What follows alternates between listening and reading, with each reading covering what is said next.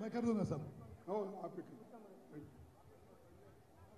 बाबू volume mention आज के इस चुनावी सभा में जो पधारे हुए माताएं, बहनें, युवा मित्रों और किसान भाइयों और मीडिया के मेरे दोस्तों, ఈ ఎన్నికల ప్రచారానికి చేసిన అమ్మలు, అక్కలు, చెల్లెళ్ళు, అన్నలు, తమ్ముళ్ళు, రైతు సోదరులు అందరికీ నమస్కారం తెలియజేస్తున్నాను. और मंच पे बैठे हुए हमारे कांग्रेस के नेता माणिकराव ठाकरे, कोमट रेड्डी, उत्तम रेड्डी जी, शंकर नायक और मोहन रेड्डी और बुरी श्रीनिवास रेड्डी, विद्यासागर, వేదిక మీద కూర్చున్న నాయకులు, పెద్దలందరికీ కూడా నమస్కారం తెలియజేస్తున్నాను. भाइयों, ये जो चुनाव है ये बहुत ही इम्पोर्टेंट चुनाव है. అన్నలు, తమ్ముళ్ళు, అక్కలు, చెల్లెళ్ళు, జరుగుతున్న ఎన్నికలు చాలా ముఖ్యమైన ఎన్నికలుగా నేను భావిస్తున్నాను. नलगोंडा जिला एक बहुत बड़ा इम्पोर्टेंट और महत्वपूर्ण जिला है. నల్గొండ జిల్లా గొప్ప చరిత్ర ఉన్న ఒక గొప్ప జిల్లా అని చెప్పి నేను భావిస్తున్నాను. नलगोंडा के अंशल स्वामी जिन्होंने फ्लोरिसस के खिलाफ लड़ाई लड़ी, उनको मैं नमन करता हूं और 34 साल की छोटी उम्र में हमें छोड़कर चले गए. నల్గొండలో ఫ్లోరిసిస్ పై పోరాడిన స్వామి వారిని నేను గుర్తు చేసుకుంటున్నాను. వారు ఫ్లోరిసిస్ పై పోరాడి చిన్న వయసులో చనిపోయారు. मैं उनको अपनी हार्दिक श्रद्धांजलि देता हूं. వారికి నేను నా శ్రద్ధాంజలి ఘటిస్తున్నాను. भाइयों, आज हमारे नलगोंडा ही नहीं, पूरे तेलंगाना के लोग मिलकर ये हमारे अहंकारी चीफ मिनिस्टर को हटाना है. అన్నలు, తమ్ముళ్ళు, నల్లగొండ జిల్లానే కాదు యావత్ తెలంగాణ ప్రజలు ఏకమై ఈ అహంకారం ఉన్న ముఖ్యమంత్రి దించాలి. और दिल्ली में बैठे हुए प्रधानमंत्री और हैदराबाद में फार्म हाउस में बैठे हुए केसीआर दोनों एक ही है. ఢిల్లీలో కూర్చున్న నరేంద్ర మోదీ, హైదరాబాద్ లో ఫార్మ్ హౌస్ లో కూర్చున్న కేసీఆర్ ఒక్కరే. वो नहीं जानते कि गरीब ऐसे महंगाई में कैसा जी रहा है. हर वस्तु के कीमतें बढ़ रहे हैं. लोगों को आज तेल महंगा मिल रहा है, दाल महंगा मिल रहा है, यहां तक कि प्याज महंगी मिल रही है. इतना इन्फ्लेशन बढ़ा है, इसके तरफ ना मोदी का ध्यान है ना केसीआर का ध्यान है. నరేంద్ర మోదీ, కేసీఆర్ నిరుపేదల జీవితాలు ఎంత కష్టమైపోయినో వాళ్ళకి తెలియదు. నిత్యావసర వస్తువులు, పప్పులు, ఉప్పులు, నూనె, ఉల్లిగడ్డ అన్ని విషయాల్లో ధరలు పెరిగిపోయి నిరుపేదల జీవితాలు చాలా కష్టమయ్యాయి. यहां तक केसीआर आज गालियां दे रहे हैं, इंदिरा गांधी जी को भी गालियां दे रहे हैं. इंदिरा गांधी को कहते हैं इंदिरा गांधी की वजह से गरीबी आई और गरीबों को उन्होंने कुछ नहीं किया. ये केसीआर का कहना है. जो माता इंदिरा गांधी पाकिस्तान के साथ लड़कर बांग्लादेश को आजाद कराई और आज बांग्लादेश भी खुशी में है। ऐसे काम करने वाले नेता को भी, इंदिरम्मा को भी ये गालियां देता। ఇందిరమ్మ వంటి మహానేతను కూడా కేసీఆర్ దూషిస్తున్నాడు. పాకిస్తాన్తో యుద్ధం చేసి బంగ్లాదేశ్ దేశాన్ని సృష్టించిన ఇందిరమ్మను కూడా కేసీఆర్ దూషిస్తున్నాడు.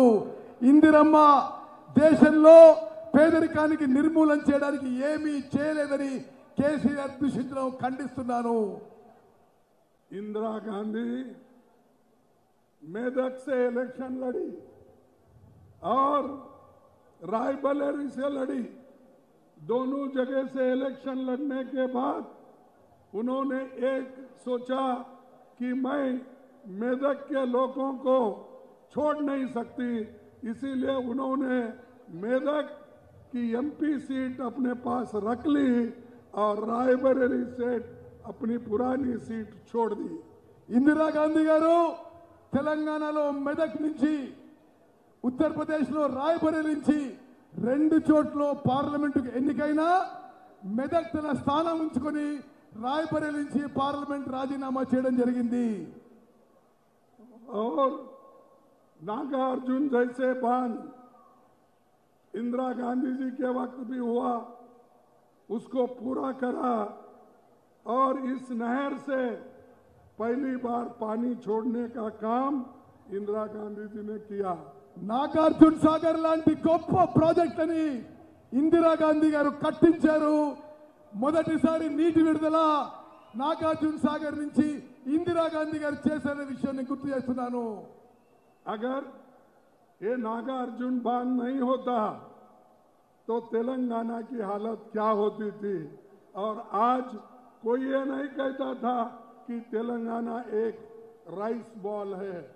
నాగార్జున సాగర్ కట్టకుంటే తెలంగాణ ప్రాంత పరిస్థితి ఏముండేదో ఒక్కసారి ఆలోచన చేయండి. నాగార్జున సాగర్ ప్రాజెక్ట్ లేకుంటే తెలంగాణ రైస్ బౌల్ ఎట్లా ఏదో ఒక్కసారి ఆలోచన చేయండి. इंदिरा जी पीएम बनी, देश में भारी अनाज संकट था। 1966 में उन्होंने 100 लाख टन अनाज इंपोर्ट होता था। ఇందిరాగాంధీ గారు ప్రధానమంత్రి అయినప్పుడు దేశంలో ఆహార ధాన్యాల కొరత ఉండేది. అప్పుడు 100 లక్షల టన్నుల ఆహార ధాన్యాలు విదేశాల నుంచి తీసుకురావడం జరిగింది. लोग भूखे नहीं मरना, इसीलिए इंदिरा गांधी जी ये 100 टन आहार इंपोर्ट करती थी। और उसके बाद 1966 के बाद सभी सीएम की मीटिंग बुलाकर उन्होंने ग्रीन रेवोल्यूशन शुरू किया और अनाज का इतना उत्पन्न हुआ कि हमारे आज जितने भी गोडाउन हैं भर के आज वो भंडार भर गए हैं। ఇందిరాగాంధీ గారు ప్రధానమంత్రి అయినప్పుడు దేశంలో ఆహార ధాన్యాల కొరతతో 100 లక్షల టన్నులు ఇంపోర్ట్ చేసుకోవాల్సి వచ్చింది. ఇందిరాగాంధీ గారు అందరు ముఖ్యమంత్రుల మీటింగ్ ఏర్పాటు చేసి గ్రీన్ రెవల్యూషన్, హరిత విప్లవం మొదలుపెట్టిన తర్వాత ఈరోజు భారతదేశంలో సరిపోను ఆహార ధాన్యాలు పండుతున్న విషయాన్ని మనం చేస్తున్నాను. 2.5 लाख नए बोरवेल उन्होंने देश में डलवाया और 11 करोड़ टन अन्न का उत्पादन हुआ। तब उन्होंने बाहर से आने का अनाज बंद कर दिया और हमारे लोगों को पेट भर खाने के लिए जो माता ने, इंदिरा गांधी जी ने किया, उसको एक केसीआर गालियां देता है। 2.5 లక్షల బోర్వెల్స్ నీళ్ల కోసం ఇందిరాగాంధీ వేయించి 11 కోట్ల ఆహార ధాన్యాల ఉత్పత్తి చేసి విదేశీయుల నుంచి వస్తున్న ఆహార ధాన్యాలు ఆపేసిండు. అటువంటి ఇందిరాగాంధీని కేసీఆర్ దూషిస్తున్నాడు. इंदिरा गांधी जी 20 पॉइंट प्रोग्राम लाई, कई के लिए, ये गरीबों के लिए। गरीबों को 20 सूत्री कार्यक्रम लाके सब गरीबों को बैंक फैसिलिटीज दिलाई, बैंक नेशनलाइजेशन, बॉन्डेड लेबर, और हमारे जो दलित लोग हैं, पिछड़े हैं, उनको लैंड रिफॉर्म्स जैसे कानून लाकर लाखों एकड़ जमीन इंदिरा गांधी ने बांटी। ఇందిరాగాంధీ గారు పేదరిక నిర్మూలన కోసం 20 సూత్రాల ఫార్ములా తీసుకొచ్చి ల్యాండ్ రిఫార్మ్స్ తీసుకొచ్చారు, నిరుపేదలకి బ్యాంకులు అందుబాటు తీసుకొచ్చారు, బాండెడ్ లేబర్ రద్దు చేశారనే విషయాన్ని గుర్తు చేస్తున్నాను। और आज इसीलिए कांग्रेस इंदिरम्मा राज्यम लाना चाहती है। అందుకోసమే కాంగ్రెస్ పార్టీ తెలంగాణలో ఇందిరమ్మ రాజ్యం తీసుకురాల్చుకున్నది। इंदिरम्मा राज्यम मतलब ये है कि किसान खुशहाल बने, उसके लिए सिंचाई की सुविधा हो, उसे अपनी फसलों का सही दाम मिले। ఇందిరమ్మ రాజ్యం అంటే రైతులకు మంచి పంటలు పండాలి, రైతులకు నీళ్లు రావాలి, మంచి ఇరిగేషన్ ఉండాలి, పండిన పంటలకు మంచి ధర రావాలంటే అదే ఇందిరమ్మ రాజ్యం।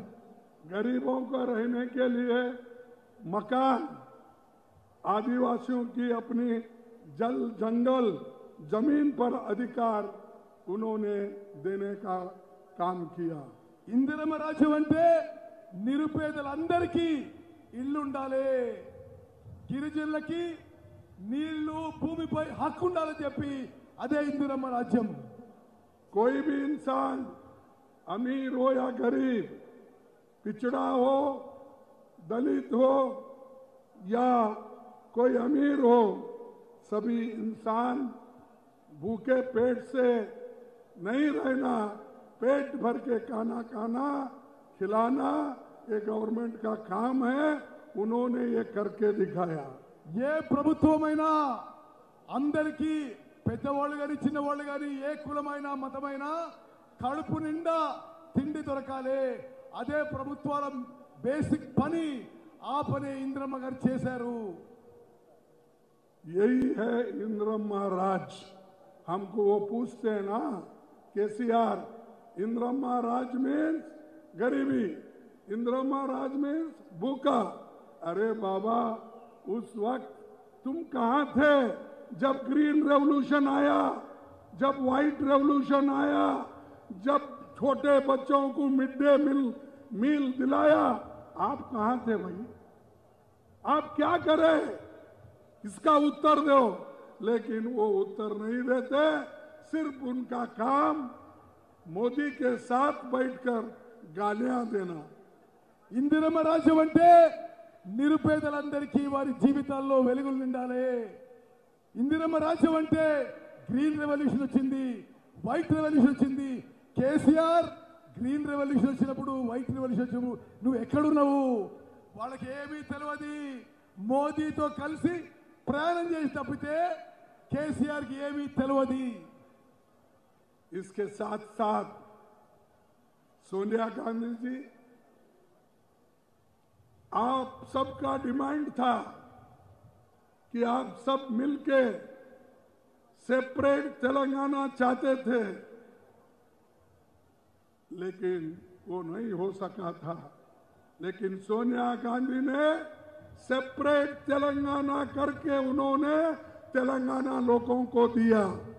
మీ అందరికీ ప్రత్యేక తెలంగాణ రాష్ట్రం కావాలనుండే కేవలం సోనియా గాంధీ గారు మీ అందరి ఆకాంక్ష మేరకు ప్రత్యేక తెలంగాణ రాష్ట్రం ఇవ్వడం జరిగిందని చెప్పి నేను మనవి చేస్తున్నాను। जिस मकसद से सोनिया गांधी ने इस राज्य को बनाया, क्या वो पूरे हो गए? जो वो चाहती थी वो केसीआर ने करा। लोगों को सुख और समृद्धि से रखने के लिए उनका जो सपना था उन्होंने पूरा नहीं किया, उल्टा भ्रष्टाचार और दूसरों को गालियां देते हैं। ये मोदी जी तो हमेशा हमको बोलते हैं परिवार राज। अरे भाई, परिवार राज, हमारे पास तो कोई प्रधानमंत्री नहीं बना। क्या सोनिया गांधी प्रधानमंत्री बनी? आपका जवाब चाहता हूं, बनी वो? नहीं। जब राहुल गांधी प्रधानमंत्री बने, फिर मेरे को बताओ, या हमारी जो यंग नेता है प्रियंका गांधी, वो प्रधानमंत्री बनी या मंत्री बनी? आप बताइए। कांग्रेस के तरफ से, गांधी फैमिली से अब तक 89 से लेकर अब तक कोई नहीं बना। సోనియా గాంధీ గారి మీ ఆకాంక్షలు గుర్తించి తెలంగాణ రాష్ట్రం ఏర్పాటు చేసినారు.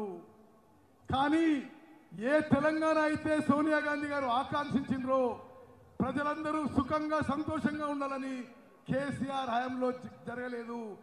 కేసీఆర్ ప్రభుత్వంలో కేవలం అవినీతి పెరిగిపోయింది. కేసీఆర్, నరేంద్ర మోదీ గాంధీ కుటుంబంపై రకరకాలుగా విమర్శలు చేస్తున్నారు.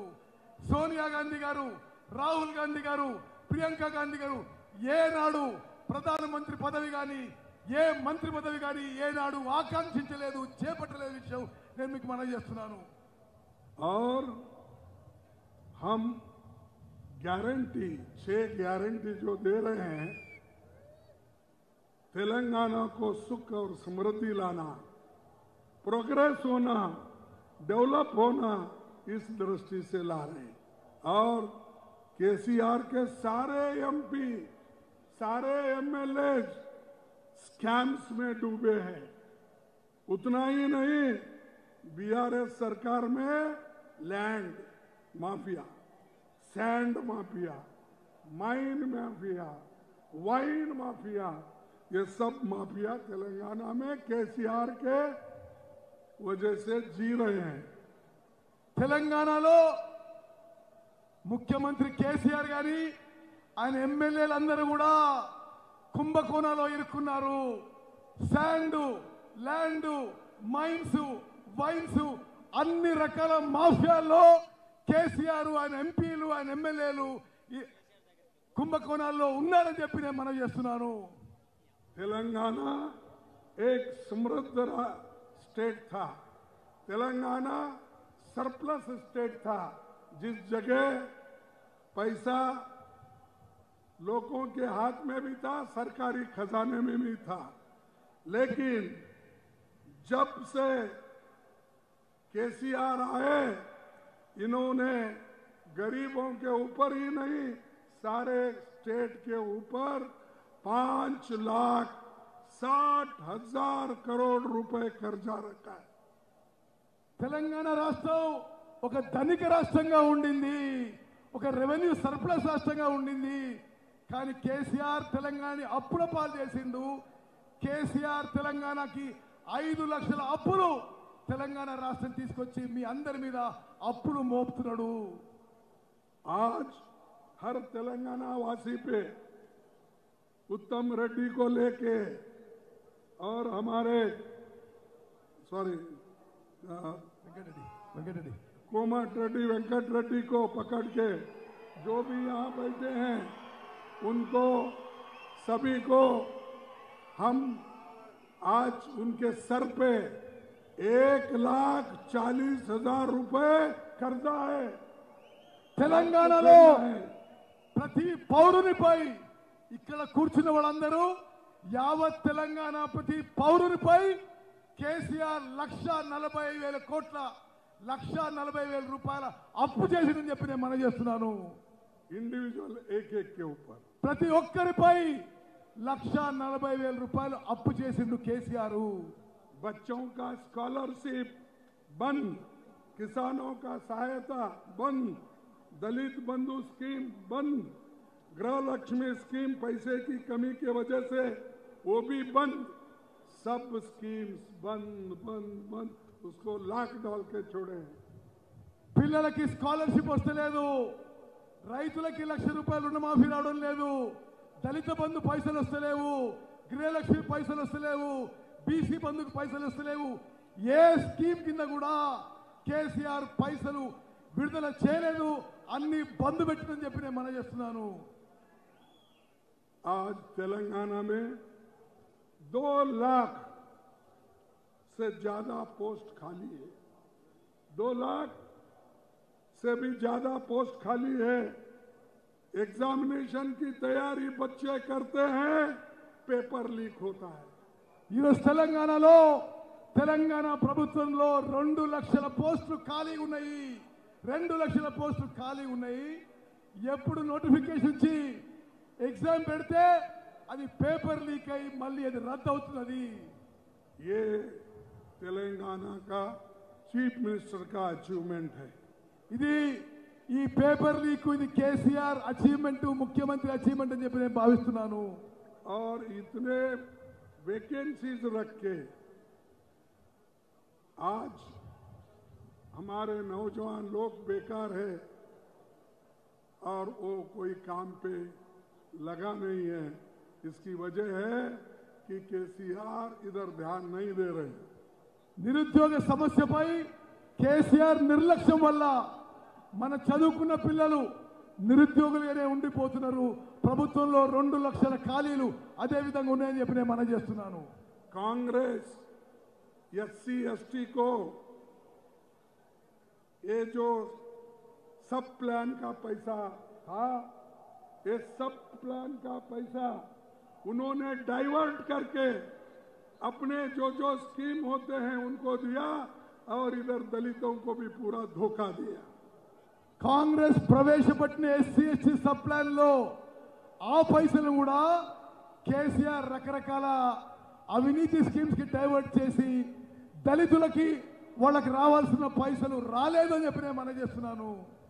और जो पैसा दलितों के लिए खर्च होना था वो नहीं हुआ। और आज वो बोलते हैं कांग्रेस पार्टी दलितों को धोखा दे रही है। असल धोखा तो केसीआर दे रहा है, उनके पैसे लूट रहा है, दूसरे स्कीम में डाल दिया है और डाल के वहां से जो भी उनको मिलता है वो लेके आगे चल रहे हैं। కేసీఆర్ దళిత ద్రోహి, దళితుల పైసలని వేరే స్కీమ్స్ కి డైవర్ట్ చేస్తున్నాడు. దళితులకి కేసీఆర్ మోసం చేస్తున్నాడు. కేసీఆర్ దళిత ద్రోహి అని చెప్పి నేను మనవి చేస్తున్నాను. और केसीआर हमेशा बोलते हैं मैं गरीबों का बंधु हूं, गरीबों का दोस्त हूं, गरीबों के लिए मैं काम करता हूं। लेकिन असल में वो गरीबों के लिए काम नहीं कर रहे। एक दिन बोलते हैं, एक बार देते हैं, फिर हमेशा के लिए खत्म कर देते हैं। కేసీఆర్ ఎప్పుడు కూడా నేను దళితులకి బీదవారికి బంధువుని దోస్తుని అంటాడు. కానీ వాస్తవంగా ఏ స్కీమ్ అయినా మొదలుపెట్టి దాన్ని మళ్ళీ మూసేస్తాడు. ఏ బీదవారికి కూడా సమాజంలో ఏ వర్గానికి కూడా కేసీఆర్ న్యాయం చేయలేదని చెప్పి నేను మనవి చేస్తున్నాను. देखिए यहाँ तेलंगाना में 3 पार्टी एक तरफ है और कांग्रेस एक तरफ है, क्योंकि कांग्रेस पार्टी उसूलों पे चलती है। वो अकेला लड़ रही है गरीबों के फेवर में, अकेला लड़ रही है माइनॉरिटीज के लिए, अकेला लड़ रही है दीन दलितों के लिए, अकेले लड़ रही है महिलाओं के लिए। और ये लोग तीनों मिलकर साजिश कर रहे हैं। एक केसीआर, दूसरा मोदी जी, तीसरा एआईएमएमआई, ये मिलके साजिश करके किसी तरीके से कांग्रेस को हराना। తెలంగాణలో కాంగ్రెస్ ఒంటరిగా పోరాటం చేస్తుంది. దళితుల కోసం, మైనారిటీస్ కోసం, నిరుపేదల కోసం కాంగ్రెస్ పార్టీ సిద్ధాంతానికి, సెక్యులరిజంకి కట్టుబడి ఉంది. కాంగ్రెస్ పార్టీ ఒంటరిగా పోరాటం చేస్తుంటే బీఆర్ఎస్ పార్టీ, బీజేపీ, ఎంఐఎం 3 కూడా కలిసి కాంగ్రెస్ పై కుట్ర చేస్తున్న విషయం నేను మనవి చేస్తున్నాను. इसीलिए केसीआर को बाय बाय करना चाहिए, टाटा करना चाहिए, जल्द से जल्द उसको हटाना चाहिए। అందుకోసమే కేసీఆర్ ని తొందరగా వీడుకోలు పలకాలి, పంపించేసేయాలి, కేసీఆర్ కి బాయ్ బాయ్ అనాలి. और हम ये भरोसा दिलाते हैं तेलंगाना की जनता हमको जरूर जिताएंगी। जीतने के बाद हमारी पहली योजना पहले मिनिस्ट्री में पहले कैबिनेट में हम डिक्लेयर करें जो 6 हमारे गारंटी है वो ये है, महालक्ष्मी योजना महिलाओं को हर महीने 2,500 रुपए हम देंगे, 500 रुपए में गैस सिलेंडर देंगे, महिलाओं को फ्री बस यात्रा कराएंगे जैसा कर्नाटक में किए। తెలంగాణలో ప్రజలందరూ కూడా కాంగ్రెస్ పార్టీని గెలిపించడానికి సిద్ధమయ్యారు। గెలిచిన తర్వాత తెలంగాణలో కాంగ్రెస్ ప్రభుత్వంలో మొదటి కేబినెట్ మీటింగ్ లో మహిళలకి నెలకి 2,500 రూపాయలు ఇవ్వబోతున్న స్కీమ్ మొదలు పెడతాము। పెద్దగా చప్పట్లు కొట్టాలి। గ్యాస్ సిలిండరు 500 రూపాయలకి ఇవ్వబోతున్నాము। మహిళలకి ఆర్టీసీ బస్సుల్లో ఫ్రీగా ఉచితంగా ఇవ్వబోతున్నాము। రైతు भरोसा किसानों का हर साल 15,000 रुपए प्रति एकड़ देंगे। खेतिहर मजदूर को भी 12,000 रुपए हर साल देंगे। पैडी पर 500 रुपए पर कुंटल देंगे। ये जो हमारे वायदे हैं, इसके अलावा टेनेंट फार्मर जो है उसको भी 15,000 रुपए प्रति एकड़ प्रति वर्ष हम देंगे। మేము తీసుకొచ్చే రైతు భరోసా పథకం కింద రైతుకి ఎకరాకి సంవత్సరానికి 15,000 రూపాయలు ఇవ్వబోతున్నాము। అదేవిధంగా భూమి లేని రైతు కూలీలకి ప్రతి సంవత్సరం 12,000 రూపాయలు ఇవ్వబోతున్నాము। వరి ధాన్యంపై 500 రూపాయలు బోనస్ ఇవ్వబోతున్నాము। ఇప్పుడు కేసీఆర్ కౌలు రైతులకు ఏమీ చేయడం లేదు। మేము కౌలు రైతులకు కూడా సంవత్సరానికి ఎకరాకి 15,000 రూపాయలు ఇవ్వబోతున్నాము। गृह ज्योति योजना 200 यूनिट बिजली फ्री। गृह ज्योति పథకం కింద ప్రతి ఇంటికి ప్రతి నెలకి 200 విద్యుత్ యూనిట్లు ఉచితంగా ఇవ్వబోతున్నాము। इंदोलो घर बनाने के लिए 5 लाख रुपए की सहायता तेलंगाना आंदोलन के सेनानी को 250 वर्ग गज जमीन यानी कि घर बनने के लिए 5 लाख रुपए और तेलंगाना के लिए एजिटेट जो करे उनको 250 ये गज उनको फ्री दिया जाएगा। కాంగ్రెస్ ప్రభుత్వం రాగానే ఇల్లు లేని వాళ్ళందరికీ ఇల్లు కట్టుకోవడానికి 5 లక్షల రూపాయలు ఇవ్వబోతున్నాము। తెలంగాణ ఉద్యమకారులకి 250 గజాల ఇళ్ల స్థలం ఇవ్వబోతున్నాము। जो सीनियर सिटीजन्स है, बूढ़े लोग हैं जिनकी उम्र हो गई है, उनको 4,000 रुपए पेंशन दिया जाएगा। ఇప్పుడు పెన్షన్ వచ్చే వాళ్ళందరికీ 2,000 పెన్షన్ వచ్చే వాళ్ళందరికీ కూడా ఆ పెన్షన్ ని 4,000 రూపాయలకి పెంచబోతున్నాము।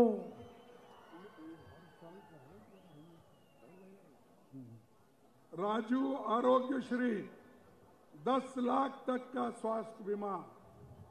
రాజీవ్ ఆరోగ్యశ్రీ పథకం కింద 10 లక్షల రూపాయల వరకు పూర్తిగా మెడికల్ ఫ్రీగా ఉంటుందని చెప్పి నేను మనం చేస్తున్నాను।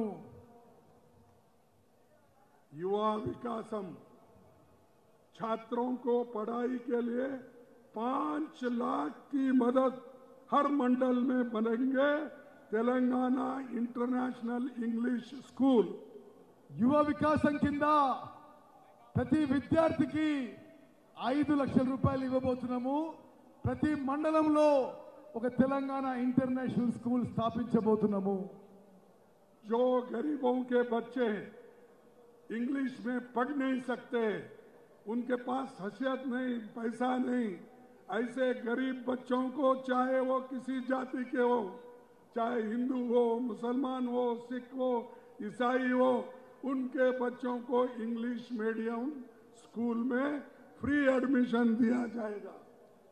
గ్రామీణ ప్రాంతంలో నిరుపేదల పిల్లలు ఎవరికైతే సాధారణంగా ఇంగ్లీష్ మీడియం విద్య సాధ్యం కాదో వాళ్ళ కోసం మేము ప్రత్యేక ఇంటర్నేషనల్ లెవెల్ మోడల్ స్కూల్స్ తెరిచి అక్కడ ఇంగ్లీష్ మీడియం విద్య నేర్పించబోతున్నాము। आप इस पे भरोसा करो और हमारी पार्टी ऐसी है जो वायदा करती है वो निभाती है। आज राहुल गांधी जी जैसे नेता कन्याकुमारी से लेकर कश्मीर तक पैदल चले, भारत जोड़ो यात्रा निकाली, उनको भी टीका ये लोग बीआरएस और बीजेपी करती है। अरे भाई, उन्होंने तो 4,500 किलोमीटर चले, लेकिन आप कम से कम 500 किलोमीटर चल के दिखाओ। केसीआर साहब, तुम और मोदी साहब दोनों मिलके हाथ को हाथ पकड़ के 500 किलोमीटर तो चल के लोगों की हालात देखो। కాంగ్రెస్ పార్టీ ఇచ్చిన మాట మీద నిలబెడుతుంది, ఇచ్చిన మాటకి కట్టుబడి ఉన్నాము। మా మీద భరోసా చేయండి, నమ్మకం చేయండి। రాహుల్ గాంధీ గారు మా నాయకుడు 4,500 కిలోమీటర్లు కన్యాకుమారి నుంచి కాశ్మీర్ నడిచిండు। కేసీఆర్ నువ్వు మోదీ కలిసి ఒక 500 కిలోమీటర్లు నడిచి ప్రజల యొక్క వాస్తవ పరిస్థితి తెలుసుకోండి అని చెప్పి నేను మనవి చేస్తున్నాను। आज मुझे इतना कहना है कि जो एक आजादी का न्यूज़पेपर था, नेशनल हेराल्ड, कौमी आवाज, ऐसे पेपर पंडित जवाहरलाल नेहरू जी ने ये अपना आजादी की आवाज उठाने के लिए उन्होंने ये प्रेस डाला था, पेपर निकाला था। लेकिन आज उसकी संपत्ति जो भी थी 720 करोड़ रुपए, इन्होंने उसको ताला डाल के बंद कर दिया। और मोदी जी आज एक नेशनल हेराल्ड की आवाज बंद किए हैं, लेकिन करोड़ों की आवाज तुम्हारे खिलाफ है, तुमको उखाड़ के हम फेंक देंगे। నేషనల్ హెరాల్డ్ అనే న్యూస్ పేపరు భారతదేశం స్వాతంత్రం కోసం, స్వాతంత్ర ఉద్యమం కోసం జవహర్ లాల్ నెహ్రూ గారు మొదలు పెడితే ఈరోజు నరేంద్ర మోదీ గారు ఆ నేషనల్ హెరాల్డ్ పేపర్ యొక్క ఆస్తులు సీజ్ చేశాడు, ఆ నేషనల్ హెరాల్డ్ పేపర్ ని బంద్ చేశాడు। నరేంద్ర మోదీ నువ్వు నేషనల్ హెరాల్డ్ కి తాళం వేసిండొచ్చు, బంద్ చేసిండొచ్చు, కానీ కోట్లాది మంది భారతీయులు నిన్ను క్షమించరు, నిన్ను తరిమి కొడతారని చెప్పి నేను మనవి చేస్తున్నాను। मैं कांग्रेस पार्टी के नाते, प्रेसिडेंट होने के नाते मैं भी उसका डायरेक्टर हूं, तो इसका मतलब ये है कोई उनके खिलाफ सत्य के लिए आवाज उठाता है, उसका मुंह बंद करना ये मोदी का काम है। నేను అఖిల భారత కాంగ్రెస్ కమిటీ ప్రెసిడెంట్ గా ఆ సంస్థలో డైరెక్టర్, అంటే ఎవరు నరేంద్ర మోదీకి వ్యతిరేకంగా నోరు తెరిచినా అతను కఠినమైన చర్యలు తీసుకుంటూ ఇది తప్పు, ఇది ప్రజాస్వామ్యంలో తప్పు అని చెప్పి నేను మనం చేస్తున్నాను। ऐसा काम करने वाले लोग ना गरीबों की भलाई करते, ना युवाओं की भलाई करते, ना महिलाओं की भलाई करते, ना माइनॉरिटीज की भलाई करते। ये सब लुटेरे हैं। ये लूटने वाले लोग कभी गरीबों की भला नहीं करते। हम लोग 4,000 करोड़, ठीक है, हाँ, बजट में 4,000 करोड़ हर साल कि उनके लिए रखा गया है और उसी के साथ 1000 करोड़ सब्सिडी भी माइनॉरिटी के लिए ये किया गया। ఇప్పుడున్న వాళ్ళు ఎవరికి న్యాయం చేయరు, మహిళలకు చేయరు, యువతకు చేయరు, మైనారిటీ చేయరు. మేము 4000 కోట్లు వాళ్ళకి కేటాయించినము, 1000 కోట్లు సబ్సిడీ కేటాయించినము. इसीलिए आप डरो मत। जो कांग्रेस के ऊपर मोदी और बीजेपी अन्याय कर रहे हैं, केसीआर के लोग अन्याय कर रहे हैं, इस अन्याय के खिलाफ हमको लड़ना है। एकजुट होके लड़ो, डरो मत। अगर डरेंगे तो मरेंगे। ఎవరు భయపడద్దు. మోదీకి కేసీఆర్కి మనం అందరం ఐకమత్యంతో పోరాడదాం. ఎవరు భయపడద్దని చెప్పి నేను మనం చేస్తున్నాను. भाइयों, मैं आपका ज्यादा वक्त नहीं लेते हुए नलगोंडा के हमारे जितने कैंडिडेट हैं, 7 है ना, 12 कैंडिडेट, 12 के 12 कैंडिडेट को आप चुन के लाइए। నేను ఎక్కువ సమయం తీసుకోను. ఉమ్మడి నల్గొండ జిల్లాలో 12కి 12 అభ్యర్థులు గెలిపించాలని చెప్పి మీ అందరికీ నేను విజ్ఞప్తి చేస్తున్నాను. और हमारे लीडर सब यहाँ हैं, पीछे बैठे हैं, वो सब एक हैं। एक होकर कांग्रेस को जिताएंगे। आपका सपोर्ट, आशीर्वाद हमको मिलना चाहिए। వేదిక మీద ఉన్న మా ఉమ్మడి నల్గొండ జిల్లా లీడర్లందరూ కూడా ఐకమత్యంతో ముందుకు పోతున్నారు. అందరినీ మీరు గెలిపించవలసిందిగా నేను అభ్యర్థిస్తున్నాను. इसीलिए मैं आपको धन्यवाद करता हूं, क्योंकि हमारा थोड़ा मीटिंग लेट हुआ, क्योंकि दूसरे तरफ हमको थोड़ा जाना था और फिर यहाँ से मैं दिल्ली जा रहा हूँ, फिर कल आने वाला हूँ। तो इसीलिए जो मैं माफ़ी चाहता हूँ देर से आने के लिए। सभी महिलाओं को भी बहुत थोड़ा ये हुआ, कठिन हुआ, और युवाओं को भी कठिन हुआ, तो इसीलिए मैं माफ़ी चाहता हूँ और आप सबको धन्यवाद देता हूँ। आखिरी में मैं 2 स्लोगन दूंगा, वो आप कहिए। క్షమించాలి, నేను వేరే చోట ఆలస్యమైంది కాబట్టి మీ దగ్గరికి కొద్దిగా లేట్గా వచ్చాను. మహిళలు అందరూ కూడా మమ్మల్ని క్షమించాలి ఆలస్యంగా వచ్చినందుకు. నేను మీకు 2 స్లోగన్స్ ఇస్తాను. मैं 2 ही स्लोगन वो देश के हित में है। एक जो हमेशा इंदिरा गांधी जी अपने भाषण के अंत में, सोनिया गांधी जी भी अपने भाषण के अंत में कहती थी, वही मैं कहूंगा, जय हिंद। अरे क्या भाई, आप तो मोदी को हटाने वाले, स्वर भी नहीं निकल रहा। जय हिंद, జై హింద్, जय हिंद, జై హింద్, जय कांग्रेस, జై కాంగ్రెస్, जय कांग्रेस, జై కాంగ్రెస్, जय कांग्रेस। జై కాంగ్రెస్. आप सबको धन्यवाद, नमस्कार, जय तेलंगाना। జై తెలంగాణ.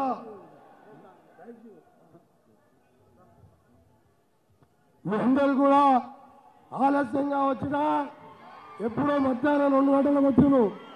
2 గంటలకు వెళ్ళి ఇంతవరకు వెయిట్ చేసి మన సీనియర్ ఏఏసీ బాబు మీ అందరూ కూడా ధన్యవాదాలు తెలియజేసుకుంటూ ఈ కార్యక్రమాన్ని సక్సెస్ చేసిన మా జడ్పీటీసీలకు, ఎంపీపీలకు, సర్పంచ్లకు, కౌన్సిలర్లకు, నాయకులకు మీ అందరూ కూడా ధన్యవాదాలు తెలియజేసుకుంటూ డిసెంబర్ 3వ తారీఖు రోజు మీ ఎమ్మెల్యేగా 60-70 వేల మెజార్టీతో గెలిపియండి.